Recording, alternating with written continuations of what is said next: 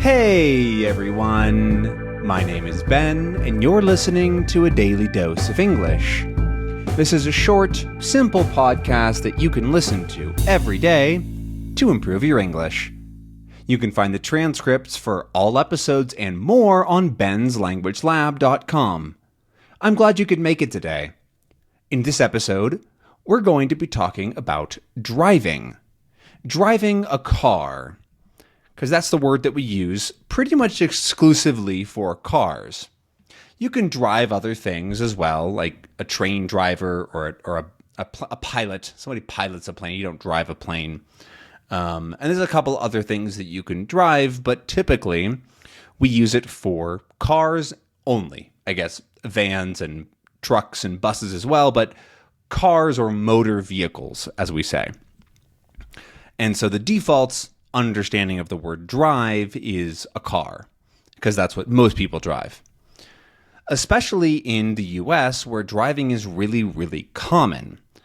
In fact, pretty much everybody drives or has to drive, or they're kind of forced into taking pretty poor public transit, pretty bad public transit. There's not very good of options in most of the United States. And so kind of everybody has to drive. It's not really a choice, sadly.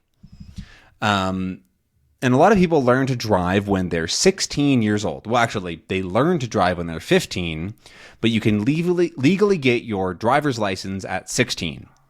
And that means that you can be 16 years old and drive legally with the exact same rights and abilities as a 30-year-old. Which seems very, very early, honestly. People are very, very young to learn to drive, and that's just kind of, it seems wrong that we allow such young kids, because they are kids, right? 15-year-olds and 16-year-olds aren't, even 18-year-olds aren't fully ready and developed yet. And we let them drive all over the place, to school, to work, to parties, to see friends, to everything.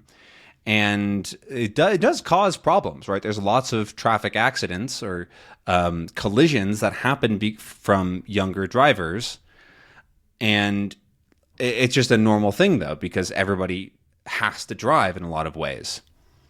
I learned to drive when I was, I think, 15, because I got what we call a learner's permit when I was 15. And that's what you can do when you're 15.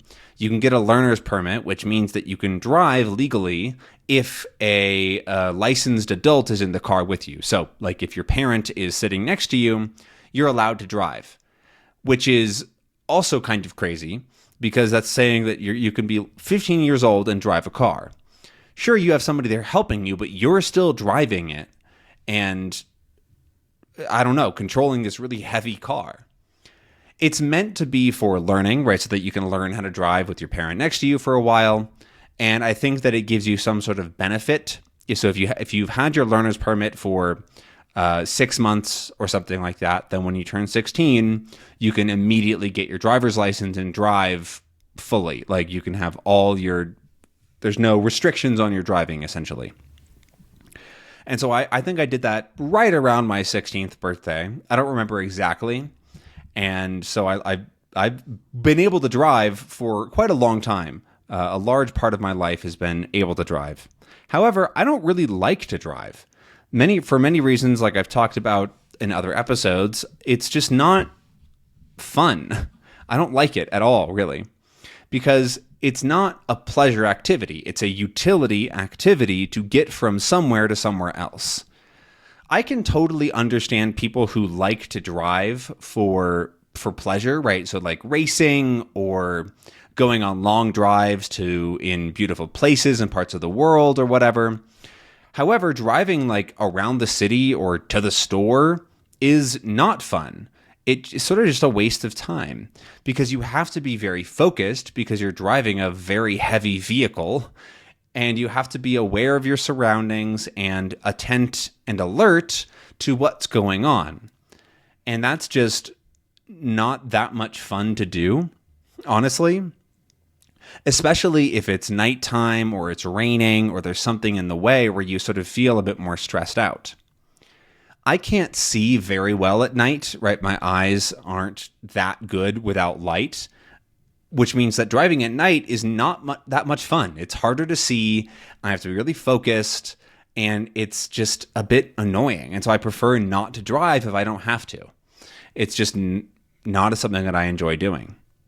However, like I said, it's pretty much a default for getting around, because the way that our cities have been built and designed is that you need a car to get around. The assumption or the idea that people have in their minds when they make and think about our cities is that everybody has a car, which means that it removes a lot of the things that would be nicer for people that aren't in a car.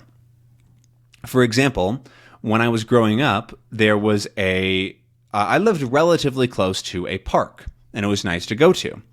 However, there was a humongous road, but right between where my house was. You'd walk a few minutes, and then you'd see this road, and then you'd have to cross the road to get to the park eventually. And it was like this big barrier. It's hard to get across just because it's so wide, and there's always cars going, and they go so fast. And there was only a couple of locations where you can press a button and stop traffic. So a crosswalk, we call them. But you don't really want to go out of your way, right? You have to walk an additional 5 or 6 minutes just to get to this crosswalk to cross the street, which just seems very backwards. And this kind of thing happens a lot in the US, where there's 2 or 3 parts of a city that are completely separated because there's roads or highways between them.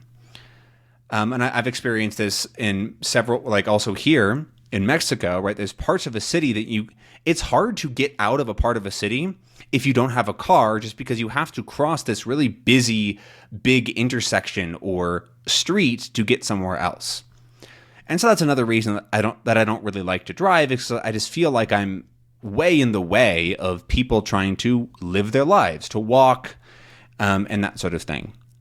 Cars are also really loud, and they're just, I don't know, I just don't like them that much. So I guess it's not surprising. But a really good example of how default, I keep using this word, but how ingrained driving is into the United States sort of culture is that our primary form, our main identification, is a driver's license. So a lot of people in the US only have a driver's license as their way to prove who they are to the government, right? Some people have passports, but I think it's less than 50% of Americans have a passport, which isn't a driver's license. And getting a specific government ID is a lot harder than you might think. Yes, you can get it, and it's actually not that bad, but getting a driver's license in many ways is easier than getting a regular identification. For example, my driver's license relatively recently expired sometime last year, and I had to get a new one. And so all I did was I went on to the website, the government website, and I was like, hey, I need to renew this. And they're like, great, pay us $50 and we'll send it to your house. I didn't have to go anywhere. I didn't have to prove anything. I did have to prove that my residency, and so I just did that. Right, that's all that I had to do, and they just sent me the new identification and driver's license, which gives me permission to drive a car for another 10 years or whatever, which is crazy. And this place that we go to do the stuff related to driver's licenses and that sort of thing is called the DMV, or the Department of Motor Vehicles, the DMV. And it's known for being a terrible place, is how a lot of people think about it, because the lines are really long.